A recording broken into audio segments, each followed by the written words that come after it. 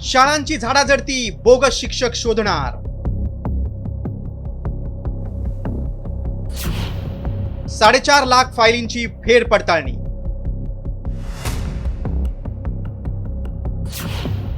बनावट शालार्थ आयडी प्रकरणानंतर सरकारला जाग.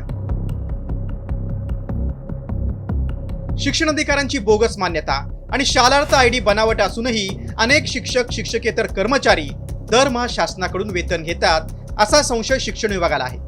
त्यामुळे शाळांमधील अशा बोगस लाडक्या शिक्षक शिक्षकेतर कर्मचाऱ्यांचा शोध घेण्यासाठी प्रशासन सरसावलंय. नागपूरमधील शालार्थ बोगस आयडी प्रकरणात SIT स्थापन करण्यात आली. काही अधिकारी आणि कर्मचाऱ्यांना अटकही झाली. या प्रकरणानंतर प्रशासनाला जाग आली. शिक्षण विभाग बोगस शिक्षकांचा शोध घेणार आहे.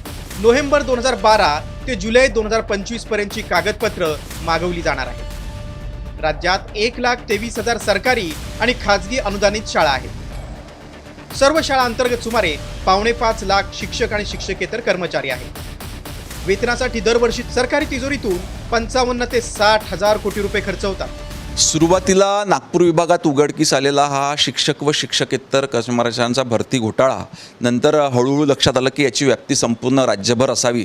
याच्याकरता लोकप्रतिनिधींची सतत मागणी होती की ह्या संदर्भात SIT बसविण्यात यावी आणि SITच्या माध्यमातून त्याच्यामध्ये IAS IPS अधिकाऱ्यांचा समावेश असावा. 3 जणांची समिती त्या ठिकाणी नियुक्त करण्यात आलेली आहे. ही SIT संपूर्ण राज्यभरातल्या शिक्षण विभागात झालेल्या भरतीची चौकशी करतील आणि शासनाचा अहवाल सादर करतील. खरंच म्हणजे अशा प्रकारे शासनाचा पैसा चुकीच्या पद्धतीने जाणं हे काही योग्य नाही आहे आणि म्हणून जे बोगस आहेत त्यांच्यावर कारवाई झाली पाहिजे आणि अशा पद्धतीने शासनाचा पैसा हा चुकीच्या पद्धतीने कुणी घेतला नाही पाहिजे.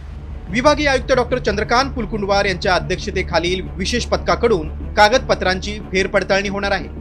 बोगस शिक्षकांवर सेवा समाप्तीची कारवाई केली जाणार आहे.